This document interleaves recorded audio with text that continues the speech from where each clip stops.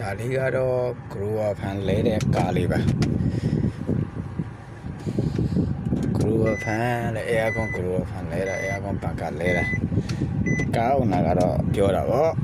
စာတော့ငါကမောင်းရင်းလဲချွေးတော်ထွက်တယ်လဲ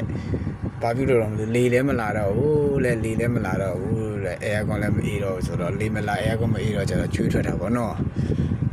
အဲ့ဒါလေးကိုသူကအဲ့လိုမျိုးလေးအဲ့ဒါလေးကဒါလေးရဲ့အဲ့ဒါလေးကဒီလိုလေးရှိတာပေါ့နော်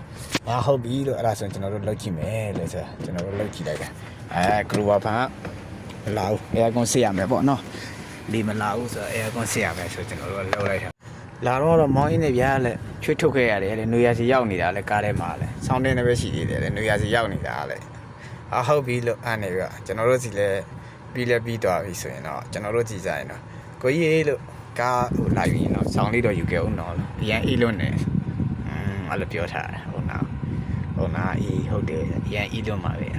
ခုတော့ဆောင်းစုံပြီးတော့မောင်းမယ်လို့နှွေးကြီးတူတူလေးနဲ့မောင်းလို့အရင်အေးတယ်လို့ကားလို့အဲအကောင်ကကောင်းသွားပြီလို့အရင်အေးသွားပြီလို့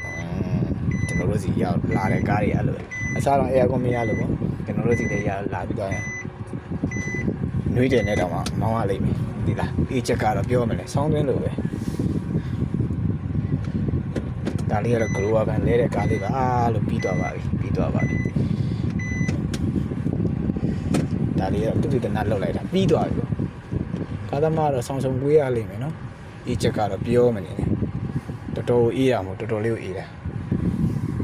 ပြီးသွားပါပြီလက်ကားကြီးစီးတော့မယ်နော်ကျေးဇူးရမ်းတင်ပါတယ်ဆောင်းပြီးတော့မောင်းပါနော်ဒီကားအေးချက်ကတော့ပြောမယ်နှွေးတယ်ကိုခြုံပြီးတော့မောင်းရလိမ့်အေးအခွန်ကြီးအေးချက်ကတော့လက်လန်နေမောင်းရင်းနဲ့တောင်လက်တွေတောင်အေး